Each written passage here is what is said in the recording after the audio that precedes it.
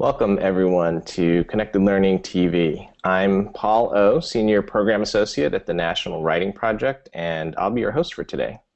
Throughout July, we're taking an in-depth look at how the principles of connected learning provide a framework for innovation across different types of learning environments and contexts. Today, we're talking with a great group of folks specifically about interest-driven learning, how educators and mentors can support youth to pursue ideas that matter to them while simultaneously helping youth to use a critical lens. So a few quick details before we dive in. To those of you on Livestream right now, we encourage you to use the chat there to introduce yourselves and connect with each other. And also pose questions for those here in the Google Plus Hangout. We'll try and get to those.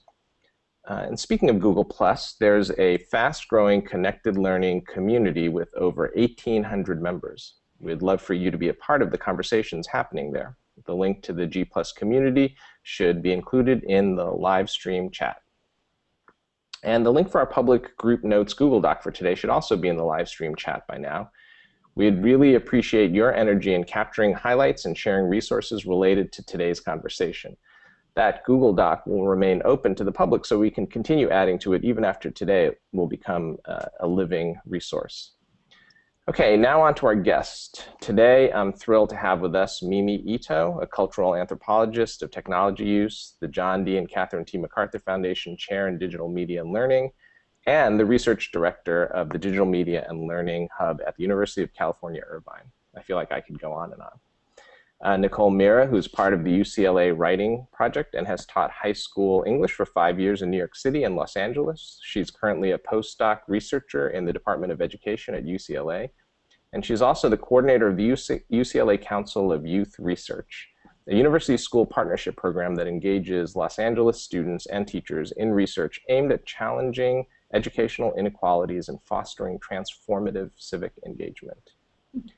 We have Paul Allison, who's an English teacher at New Direction Secondary School in New York, as well as a liaison for the New York City Writing Project. He is also the leader of youthvoices.net, a site for conversations around youth digital media learning. And as well, he is one of the founders of Teachers Teaching Teachers, a weekly podcast that's part of the EdTech Talk Network.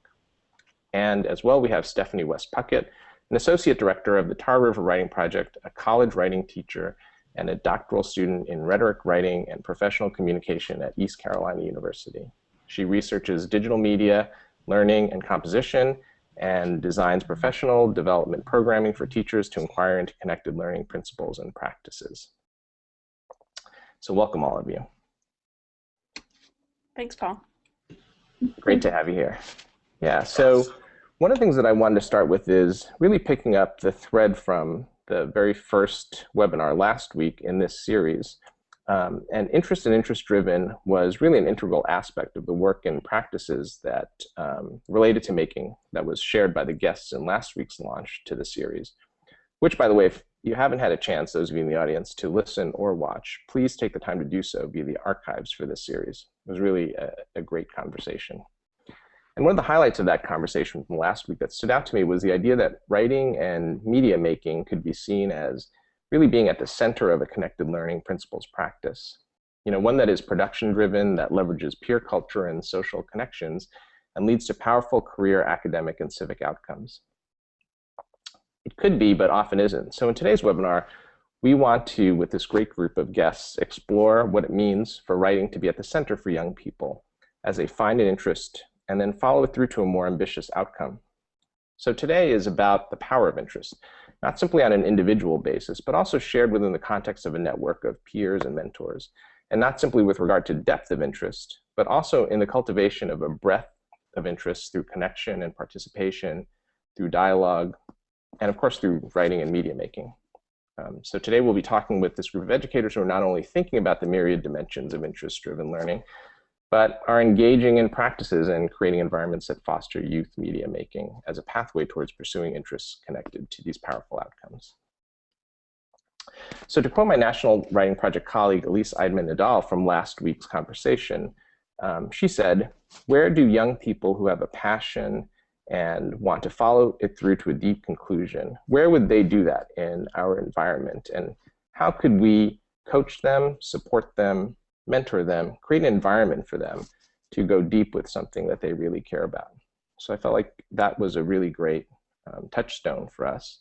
And now moving forward, I'd love to bring on Mimi. And I feel like there's no better person to help us frame this idea of interest driven than Mimi Ito. So, Mimi, would you mind beginning the conversation here and framing interest driven for us? Sure, I'd be happy to. First, I'd like to say I'm really excited about this conversation because I think this set of issues and this group of folks to engage in these issues about how to connect interest to learning and the kinds of environments and supports that we have in our educational institutions is really, really critical to, exactly what we're trying to achieve with connected learning is to use that incredible capacity that we're seeing in this peer-to-peer activity and engagement and the wilds of the internet to the kind of learning that's really going to help kids in their future opportunity and their academic success. So I'm really excited and happy to be invited to this conversation. I wanted to start maybe just by talking from my own background and my own research and how I started using the term interest-driven learning and then transitioned to using the term connected learning. Well, I still using both, but trying to be a little bit more precise maybe in how we use these terms and really trying to understand what they mean from a research perspective and then hoping to get educated more about that and also how it starts working or not working or how we can modify that to be effective as a way of talking about connected kinds of practices. So I really entered this set of issues through my research that I was doing on kids in online communities of interest on the internet. And, I'm an educational researcher, but a bit of an unconventional one in that most of my research has been done in the social and recreational context of kids' technology use. And so I, was fortunate to be part of the first round of studies coming out of the MacArthur DML initiative, where we were looking pretty open-endedly at what young people were doing with social media, with video games and digital media production tools, primarily in out-of-school settings, because that was where the uptake was so robust, especially in the period that we were looking at, which is now, 5 to 10 years ago time frame, where we were seeing that first big uptake in social media adoption going mainstream among teens. And my focus in particular was around those kids, the geeks and the creative kids, and the ones who are really passionate about the things they were pursuing and learning and connecting with others and getting civically engaged. And, these were really my people and the kids who were super mobilized and they were taking to the internet in these amazing ways and given they were kids in a candy shop, right? Because suddenly they could connect with others who shared often very specialized kinds of interest and really go deep on them. And they weren't limited by geography and the kinds of offerings they had in their physical local communities and peer networks anymore because they had these online communities and resources to connect to. And so we did case studies of gamers and video remixers and video bloggers and fans and, those early adopters in many ways of the kind of peer-to-peer and online learning that we're seeing much more prevalent among a much wider range of interest groups today. So my work has really come from that point of the origin is really that celebration of interests and the passions and the self-directed learning that young people were doing in these communities. But as I got more and more into the work, I realized that the kids that I was really gravitating towards in those initial studies were really a tiny minority of young people, and they were kids who tended to be either very resourceful and motivated and had a deep passion, uh, or they came from tech-savvy families or families with a very progressive educational orientation that allowed them a lot of time for exploration, a lot of personalized supports for that exploration. And more, I realized that that was not most kids and that this was a problem, and that in fact most kids have an interest, but they don't have that driving passion that is going to just make them go wild on their own and, build their own learning pathways. And in fact, most kids, they need much more adult scaffold supports, institutional invitations, connections in order to connect the interests that they do have to opportunities and trajectories of learning that will really serve them in their adult life, and also build pathways that are more persistent and sustainable over the long term. And so when we talk about interest-driven learning, it is really about those it is about passions and it is about individual interests, but maybe even more importantly than that, it's about having supports and social connections and communities. So interests in this thought broadly as about something that's relevant and meaningful and embedded in the lives of communities. And it's the young people who have that connection between something they're personally identified with or feel a sense of cultural affinity with, and a broader community that recognizes that, that draws it out, that connects it to educational and economic and career opportunity and civic engagement in the community. That was really the transition that I had in my work, from talking about purely interest-driven learning to connected learning, and really appreciating more and more the role of educators and our educational institutions in helping understand how interests can connect to opportunity, or interest-driven learning can be part of connected learning for young people. That's great, and that feels like a terrific segue into bringing in this group of educators who we have here, who I think could talk about the degree to which they're able to identify these learning pathways, connect interest-driven to greater opportunities. So I'm wondering if we could open this up to a broader conversation in that way. I know, Yeah, oh, go ahead, I'm sorry. I mean, I know in my own professional career that this was something that came up in the webinar last week about owning an identity, and thinking about what it means to say, I am a maker, I am a writer, or I am a teacher. And for me, I had a real difficulty owning an identity as a writing teacher, particularly as a non-tenure track faculty member in the university without a PhD. There weren't really pathways for me to professionalize or a community that I could explore my interest in teaching, writing, and digital media, and questions around digital media and equity. And so, you know, I had a small interest, but really no way to deepen that interest until I became a part of our local Tar River writing project. So I've seen this myself in being able to develop an interest to connect with a diversity of teachers, different backgrounds, different subject areas, folks outside of my institution, and then that is a pathway to connecting with other educators in the national network through digital technologies. And it was just fascinating to see what a change, I mean, as I reflect, the change in my own identity, when I was able to connect with a group of people who really valued my ideas, who valued my questions. And I know in the Connected Learning white paper talks about the virtuous feedback loop, the circuit of making, sharing, reflecting, giving and receiving, and the ways that that develops individual capacity, but also the capacity of a community. And I think Writing Project, both our local site and the national network, really embodies that ideal. And it's been a place that I've been able to, for me, deepen my interest in teaching, but also develop new interest. When someone's playing with a new tool or a new idea or a new theory, and I can peek in and I can lurk and say, what are you doing? Cool, show me. How's that working? And so I've just been introduced to things that I never would have imagined being interested in on my own. And I think a couple of the examples there are for me, thinking about open coding with Mozilla and the 6-word memoir. I've always had an interest in memoir, but when that got paired and partnered through the work with Mozilla and open coding, so now I'm tinkering with coding, baby steps. But I've just seen new interest pathways open because of being in such a supportive community of people who, my title doesn't matter so much. The hierarchy is not nearly as important as the act of sharing, making, sort of reflecting and thinking together.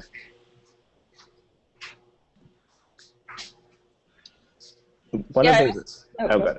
I was actually going to throw this over to you, Nicole, because one of the things that I thought was very interesting about what Stephanie just described is this notion of starting with identity. And I know that that's a critical piece of what you've been thinking about with regard to interest-driven.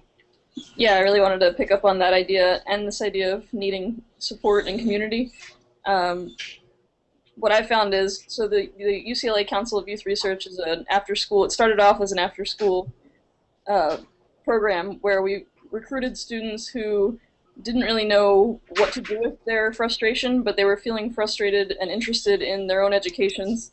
And they saw their identities as students at struggling schools who were not getting their voice heard, and they knew that they were not getting the same resources as students in more affluent communities.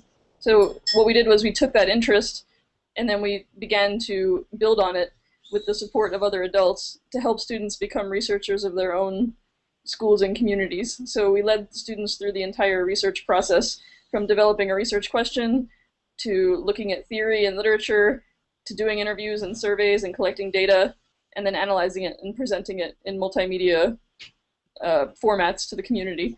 And so we really found that students were extremely engaged because of the fact that it did come from their interest, but then it also expanded their worldview by introducing them to other people and to other ideas that build off their own interests. So that's why I really appreciate what Mimi was saying about how we can't think of interest-driven as just being letting kids have hobbies and then go off on their own. I think that adults have a very important role to play in being facilitators and being supporters. And so our role, it just takes a different kind of vision of what adults should do. We're not there to tell students what to be interested in. We're there to take their interests and then help them run with it by introducing them to resources they might not have thought of. So we've had the opportunity to introduce students to Paulo Freire and to Jean Anion and different theorists to help them understand their own experience and to better know themselves and then to better know the world around them. So I think that's one of the things that I think is very powerful about the idea of interest-driven, is that it's not narrow, it can be very broad, and it can be very civically engaging.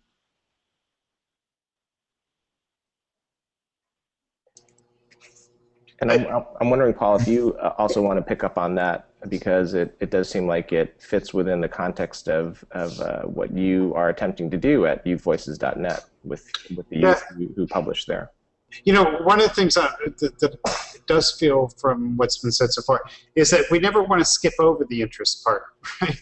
I mean, really starting with students' questions and what they care about the most is it's really easy to miss that and not spend a lot of time on that. But I think it's important to stay with their questions and develop them and work through all of that. On the identity tip, one of the things that we've been doing on Youth Voices is starting to think about the capacity that we're building with students as being power users. So how can you become a power user online? And so what we've tried to develop is to think about how we, as adults, get attention and give attention and work online, and then kind of have students do the same thing in raising their voices in different ways. So yeah, the whole stream of going from interest to passion to, and now, although I'd love to talk about the difference between those two, I think we say them, but I'm not sure what the difference is. But it's really interesting. Can I also just say that what we totally struggle with from day one, I mean, I'm doing a 3-week institute behind me with young people and teachers, is, yeah, all this interest, passion-powered kind of work is really cool and important, and you can do that in the summer, but I've got global history regions to take care of in 2 years, and how do I fit that into the curriculum?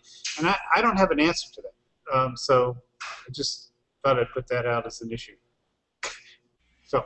Can I just jump in on the interest versus passion question, because I think it's a really interesting one. How many times can I say interest in one sentence? But like one example, so I don't know if this works for people as a way of thinking about it. So I did, in the Digital Youth Project, my particular case study was around US or English-speaking fans of Japanese animation. And so their passion is anime, right? They're into popular culture and anime. But as a side effect of that, they get interested in learning Japanese. So they learn Japanese, but their passion is anime. Now, I wouldn't say their passion is Japan or Japanese, but they become interested in it because it's relevant to their community. Interests are cultivated through relationships and communities and relevance, and they don't have to be passionate about it, or you can be passionate about surfing because it's just so inherently fun, but you can become interested in writing or wave science or analyzing, just tides and things like that, because that becomes interesting because it's connected to a passion. And I think that's where, if you think of interest as different from that burning, sense of flow and passion, it's not like you have to have a passion for everything, but interest can be highly motivating even without a passion. So I think that's where if we give a little bit more leeway to talk about interest in terms of more of that relevance dimension rather than that, flow, that intense flow that people get from their passions, then it starts to expand, where we can look in terms of leveraging, I think, what you all are saying about building and being open to recognizing where those interests can come from. Yeah, and I'll pick up on that notion in some of the work that we've been doing in a partnership with a local high school. I mean, it seems to harken back to Paul's comment that writing connected learning is a really great fit for a writing classroom, and that thinking through how we used language to explore our passions and to deepen those passions. And so writing becomes, what we've seen happen in the project that we've designed is that students are becoming more interested in writing in the ways that it connects to their passions and their communities. So thinking of writing as an authentic social practice and helping by focusing on those interests, interests that in some cases have been disallowed as non-academic in previous iterations. So a little bit about the Project Connect. It was a project that we designed with a group of teachers. The school leadership was no longer bound by the district to do a senior project as a capstone project, but the school leadership saw real value in having students producing what was at one time called a physical project and writing about that production. But there was a very narrow vision of what was allowed, what was academic in previous iterations of the project. And what we see now is that students we're able to support them in pursuing passions like producing digital media, designing social activities for students with special needs, creating web comics, riding longboards, skateboards, DJing, even doing things like designing culturally sensitive school uniforms, and then using writing as a way to document learning, as a way to connect with others who share that passion, as a way of communicating, and then a way of arguing about what matters, arguing about those passions and those interests in very particular communities. So by having students follow passion in a writing curriculum, we've really seen their interest in text grow. So I wouldn't say they're passionate, most of them passionate about writing per se, but I think as Mimi said, we've seen that interest grow. Yeah, I also wanted to build off of Paul's comment, because I think that all of us in the K-12 system are very aware of how it's very difficult at times to combine student interests with the demands of testing and accountability and all of the pressures that are placed upon teachers. And so I think I was struggling to find a way to do this as well with my students in the past year. And I think that English teachers do have a little bit more freedom than social studies or science teachers who have such breadth in the curriculum to cover. But I do think that it is possible to kind of play around with it a little bit. I do think the Common Core presents a little bit of a possibility in terms of opening up possibilities for doing research in the classroom and for doing feedback loops online, because the Common Core standards do call for students to engage in long-term projects where they're getting feedback from peers and from community members and then altering their work.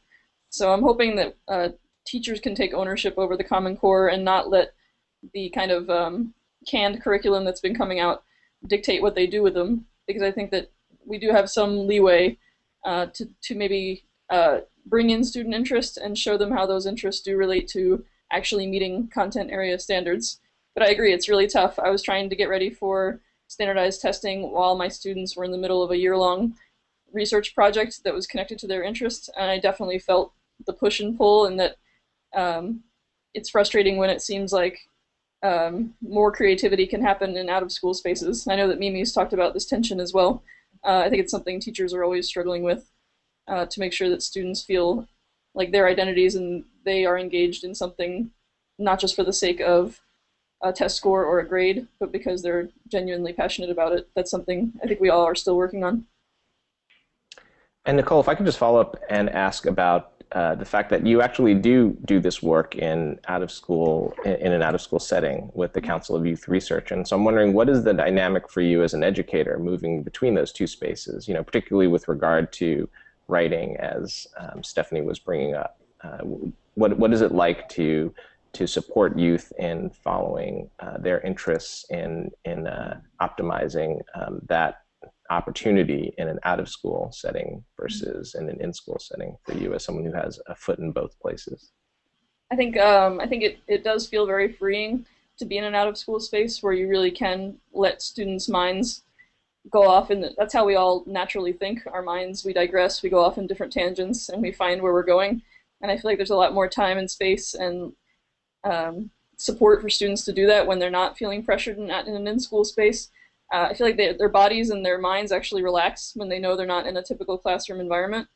But at the same time, all the adults that work with this group of youth, we're all bringing the minds of teachers to the work, so that we're constantly trying to make sure that students are gaining skills almost subconsciously. They're so engaged in their passion, like we've been talking about, that learning the skills along the way becomes not a task or not a chore, but something they're actually excited to do, so they can get to their final product, which is usually actually getting up in front of a group of people, presenting a multimedia digital documentary they made, or a PowerPoint, or a Prezi.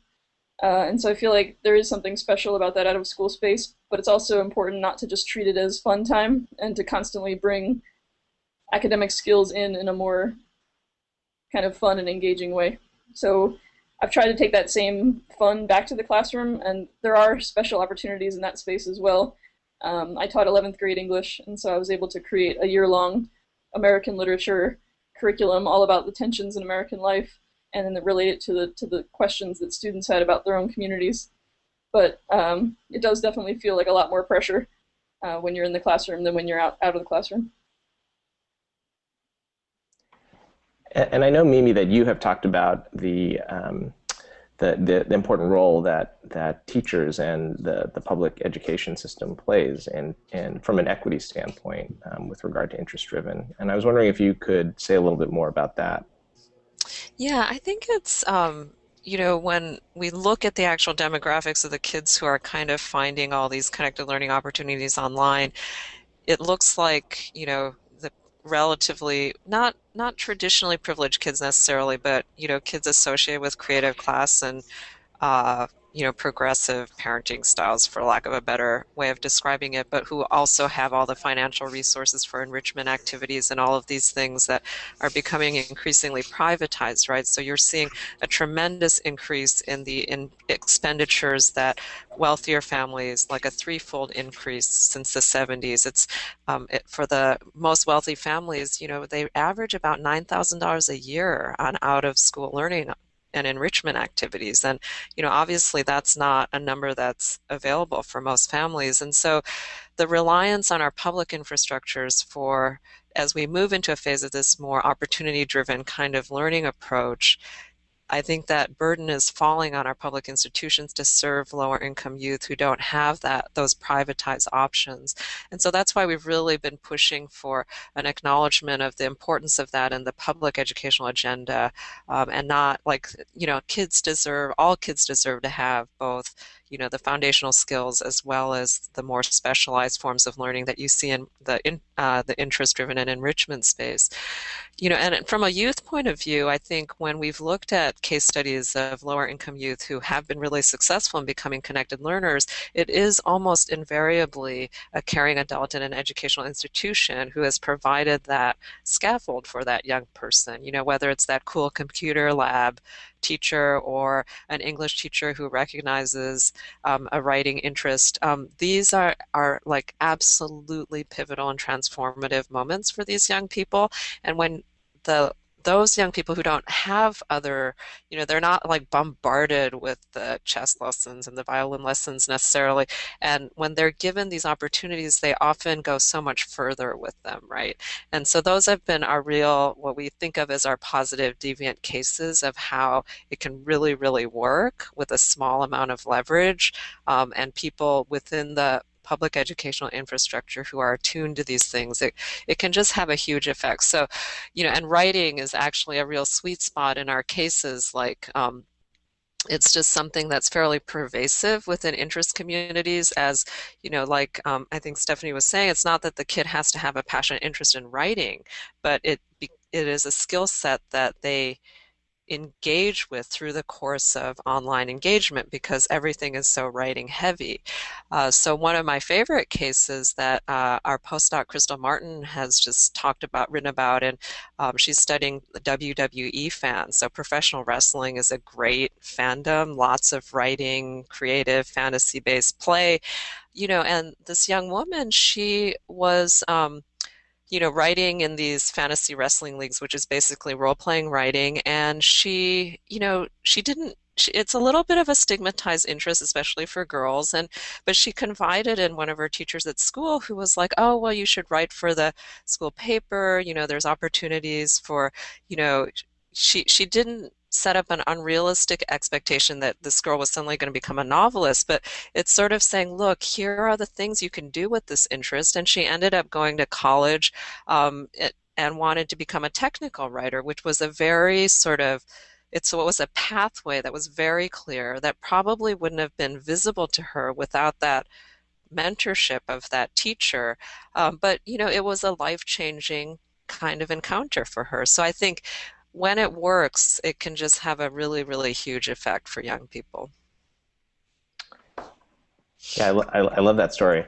And I feel like when you brought up this term, positive deviant, I feel like I could apply that very easily to Paul, Allison, and the work that you do, Paul. And I'm wondering if you could say a little bit more about what Youth Voices actually is. And I have in my mind a conversation that I witnessed on TTT, in which one of your students who you worked with very carefully, and I think who made huge strides, and who didn't see himself as a writer at all, but through this work at Youth Voices, he really found a particular interest. I wouldn't say it was a passion, but it was an interest that then he used to craft and learn the skill of writing and communicating in the Youth Voices platform.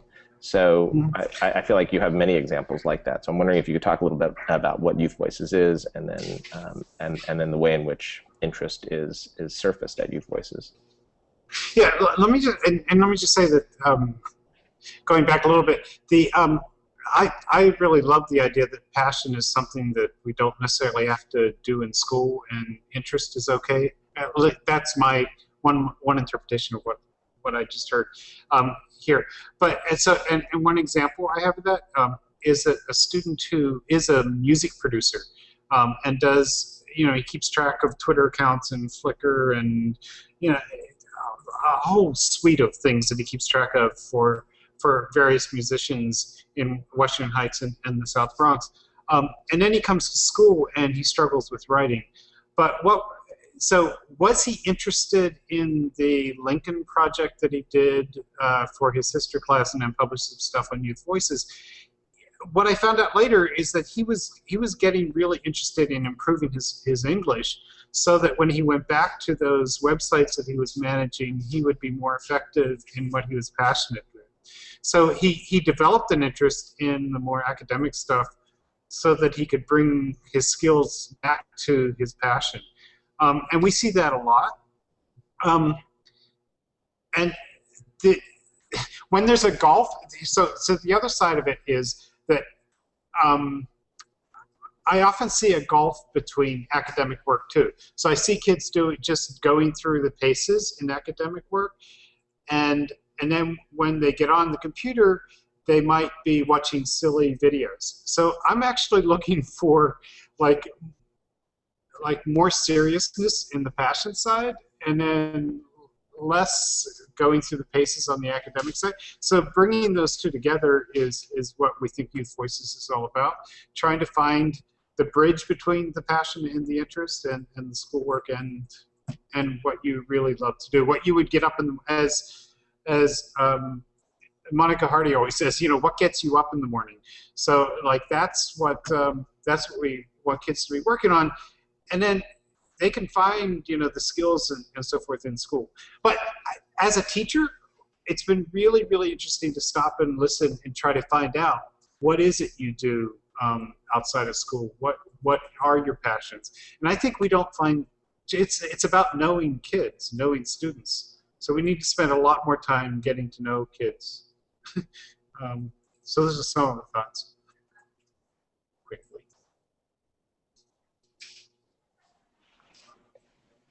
And Yeah.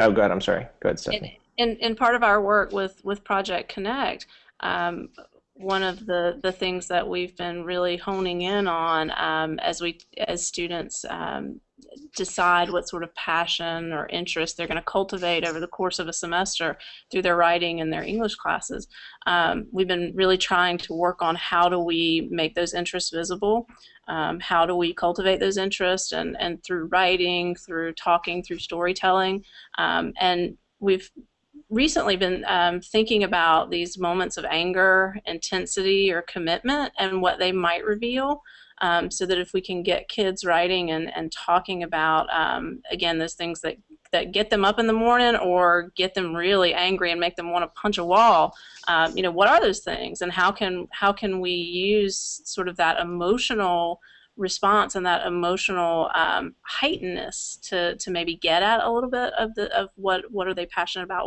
what might they become interested in, and then the other side of that coin has been in our work with teachers, again, destigmatizing particular interests has been a huge part of our work in thinking about what is okay to write about, what is okay to, what kind of inquiry projects are okay. Is anything okay, and how do we learn to push that? And so those are some of the questions on the local level that we're really dealing with. Is so how do we, in a way, become as teachers activists that help students form relationships and build alliance based on particular interests or issues and passions. So those are some questions we're still wrestling with too.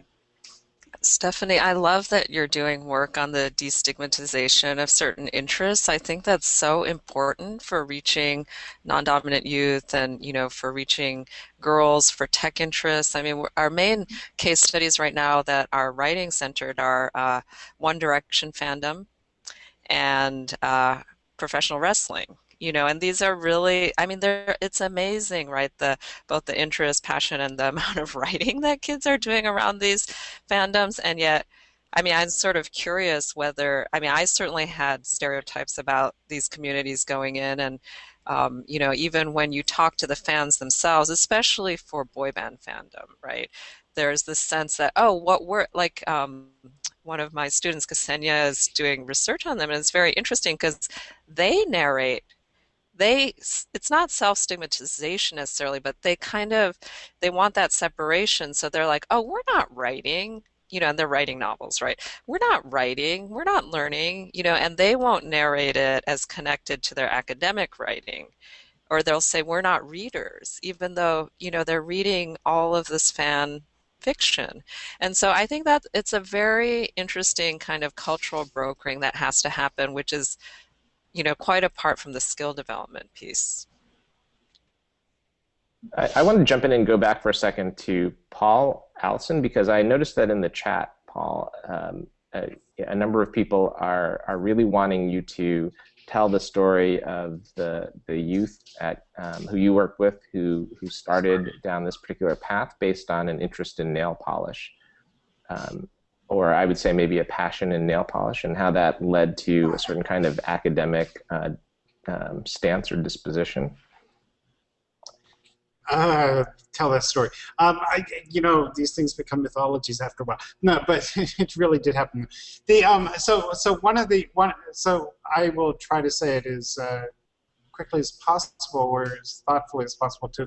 There was a young woman in my class. So if you give students an opportunity to write about and investigate anything they want to, sometimes they will come up with, I want to talk about nail polish, right? I want to talk about what colors are nice on my nails, and you think like, is that quote unquote researchable? Is that important enough?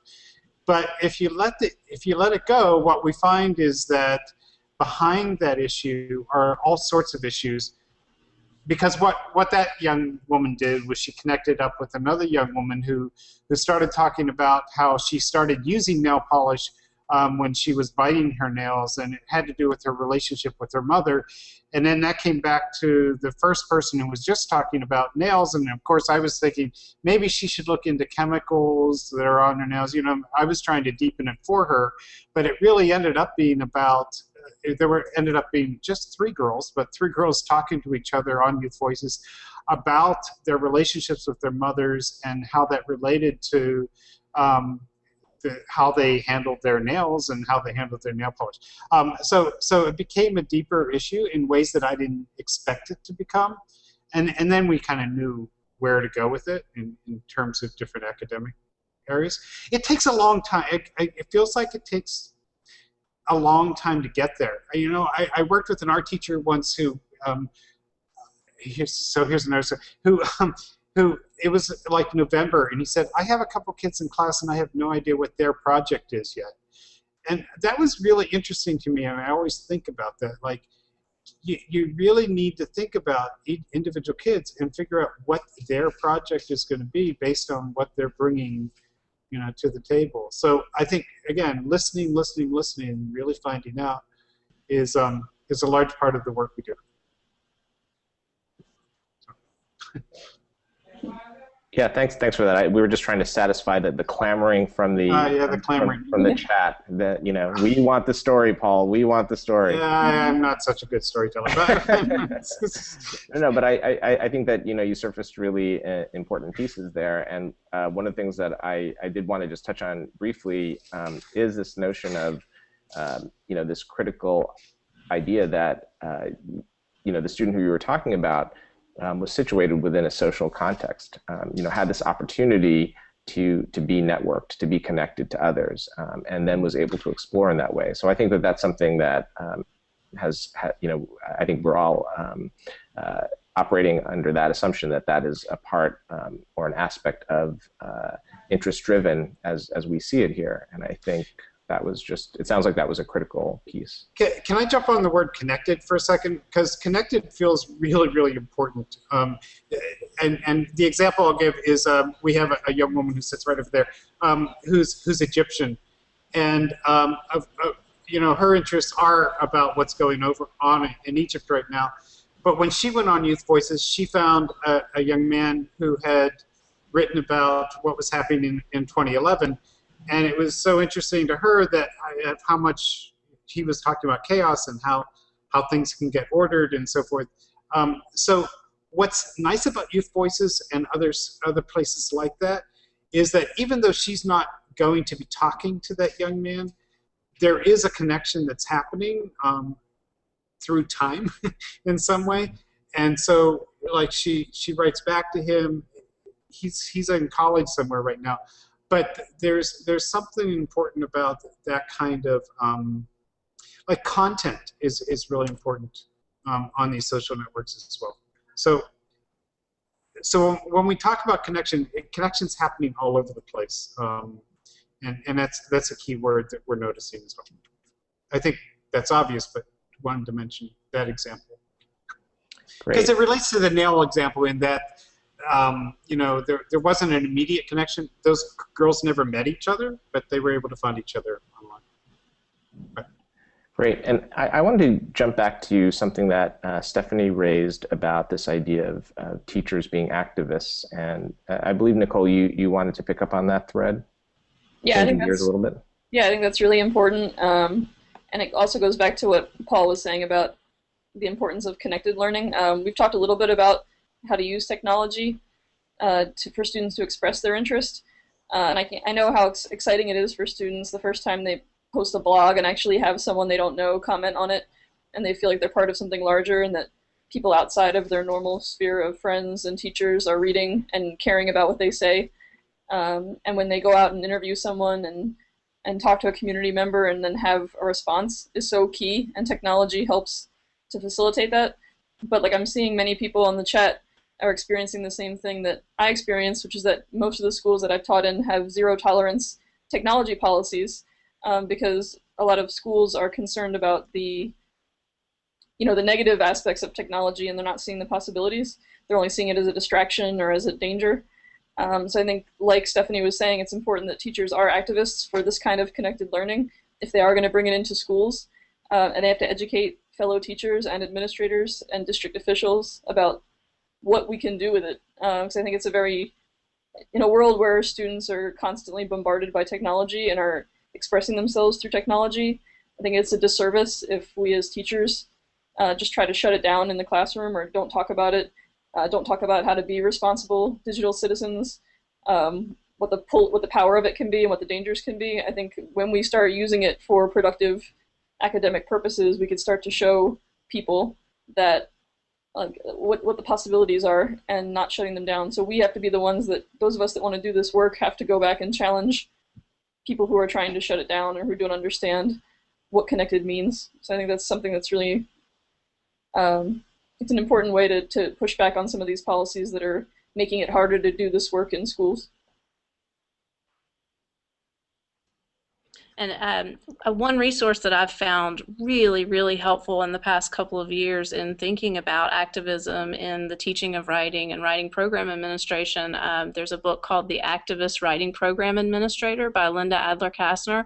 And her research into ways of organizing, and a primary method of organizing being interest-based organizing.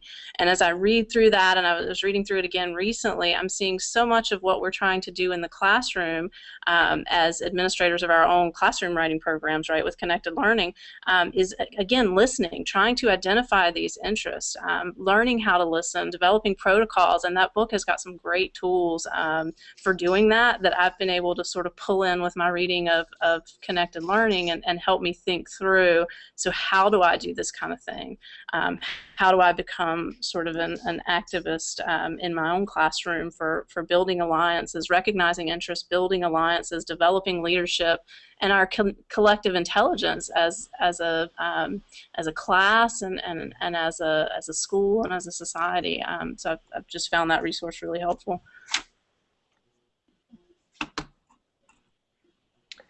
Yeah, I've been doing some work in the Oakland public schools as part of a project we're involved with called Educating for Democracy in the Digital Age, and it is really interesting to me to see the impact that that teachers can have in terms of when they take up the use of digital media, with their youth, and begin to see the power in that for youth in terms of equity, in terms of an equity stance, and the ability for youth to have a variety of opportunities to create that. I think it does energize and empower educators to begin to advocate and to be activists.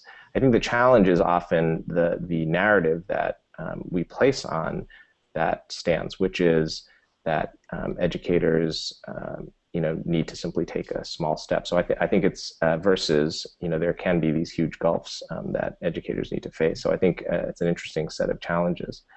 I wanted to also bring Mimi in to talk a little bit about some of the case, so additional case studies that you've seen in terms of the ways in which interest-driven, I think picking up on something that Paul had said earlier about this notion of passion leading towards the academic skills that might then support, what it is that you do with your interests, and vice versa. This idea that the academic skills that you pick up in interest lead toward this ability to engage in your passions, in a way that has greater power. I'm wondering if that's work that you've seen, or if you could identify case studies that might describe that arc a little bit more. Yeah, I mean, I think one of the ways that we've been trying to think about this more and more is if you think of the connected model as just understanding how, schools, whether it's you're in the school space or the informal educational space or in the home with the parent, these are all, the learning is contextualized by this broader ecology of relevance and the social relationships and diverse motivations that young people bring to learning. And I think passion is one of them, but there's all of these other things that motivate kids to persist, go deeper, want to get good at something. And on the passion side, it's not necessarily, I feel like the passion can be like, it can be an inherently fun thing to do. So like I go back to something like surfing, which is one of our family's passions, and it's like inherently fun and you're passionate about.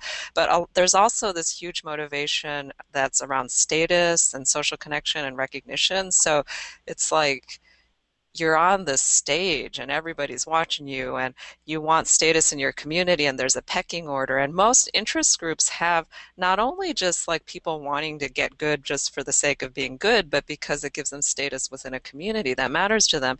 And as parents and educators, a lot of times we're pounding on the, do well in school so you'll get into college and then you'll get a good job. And it's very much deferred gratification. There's some kids that are motivated by that, but a lot of kids need humans need more of that, immediate recognition, the communities that matter to them in the here and now. And I think it's not so much that there's very few kids who just want to become math geniuses because they love math. But I think there's a lot more kids who, if they could understand that analyzing something for the sake of something that matters to an immediate, it's the relevance piece more than anything else. Relevance in their social community, relevance in getting something done that's important to them. It's like, okay, so math and geometry is important because my daughter wants to make curtains that are for her to make her room cute, which is important for her self-identity, her status in her peer group. And it's really about that connection between, like, interest is one way to describe it, but that connection between what is meaningful and relevant, gives status, gives benefits to young people, and understanding the connection of the school-based learning to that broader context of relevance that I think is important.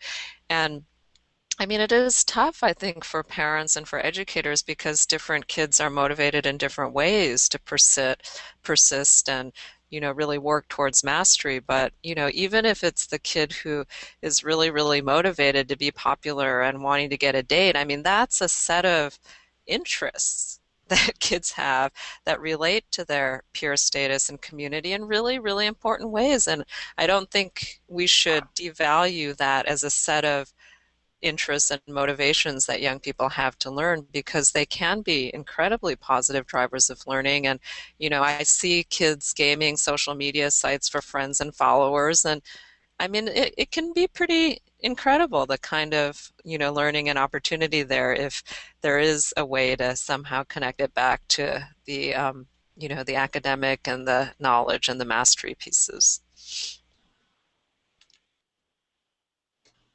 Great. Well, oh, I'm sorry, go ahead.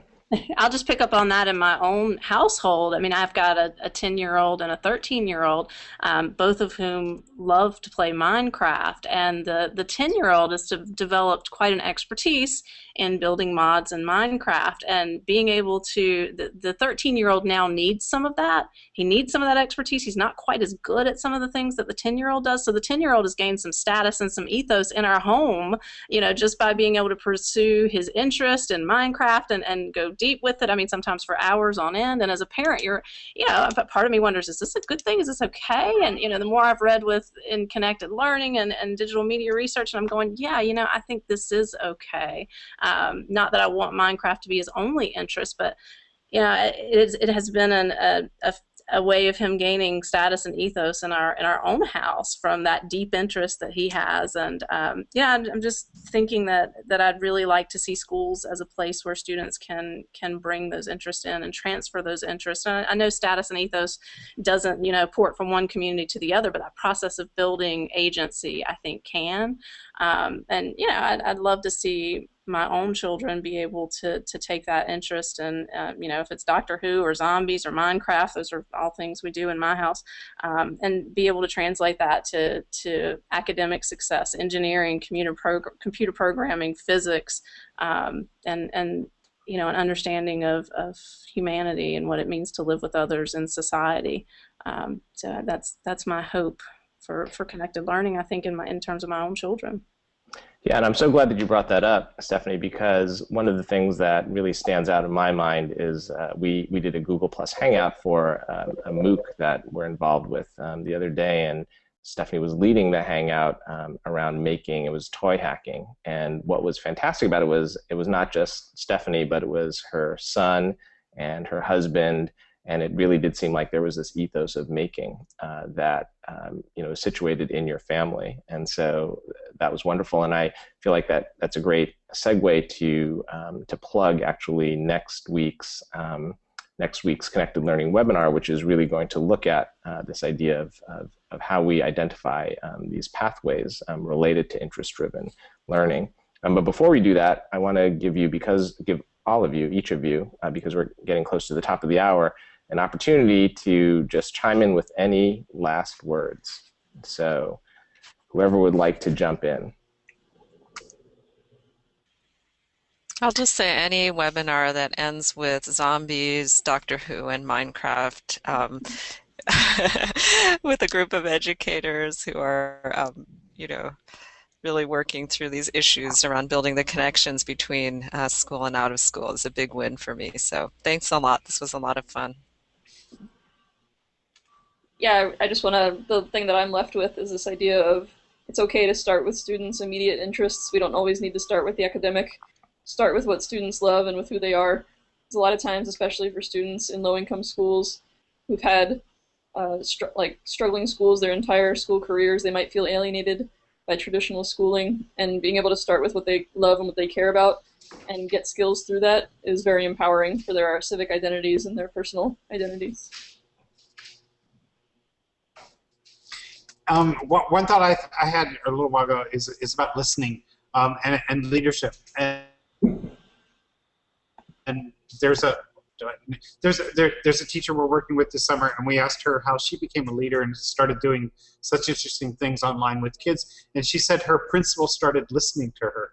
So like principals need to start listening to teachers, and you know, teachers listening to young people. And so I think listening is such a key in a lot of this. Yeah, and it's been a pleasure to be a participant in these conversations and to be able to you know, be a part of that feedback loop of talking and contributing and writing and sharing and listening, and just it's been a pleasure to be a part of all of these. Great, thanks everyone. I've really loved this conversation and am excited that it will continue next week. So let me just say, first of all, as a wrap up, and I know we may be going a little bit over, but I'll just say quickly that excuse me, by tomorrow we should have a full recording of this webinar and other curated content up on www.connectedlearning.tv that you can share with your networks. So this wraps up our second webinar, but that doesn't mean that we have to pause this conversation. As I said, we encourage all of you to keep this energy going by using the Twitter hashtags CLMOOC and hashtag Connected Learning. CLMOOC is references a MOOC that, as I said, the National Writing Project has helped launch and is well underway. It, you know, is bringing together a large number of educators who are making and thinking about the implications for connected learning through making. We have a very active Google Plus community for the MOOC, and as well, check out the Connected Learning Google Plus community. So this Thursday, actually as a follow-up to this webinar, we are also going to have a Twitter chat using the hashtag literacies, and that's on Thursday, July 11th from 10 to 11 a.m. Pacific. So we'll revisit and extend this conversation. I believe that Twitter chat is going to be led by Nicole, actually. And then, as I mentioned, our next webinar is July 16th from 10 to 11 a.m. Pacific, and we'll meet up again on Livestream to explore what learning pathways look like as young people move across learning context in pursuit of their interests in school, at home, in libraries, community centers, and online. So check out connectedlearning.tv for more information on all the events happening this month for this entire series and how to get involved. So thanks everyone for this really rich and wonderful conversation. Thank you. Thank you. Enjoyed it.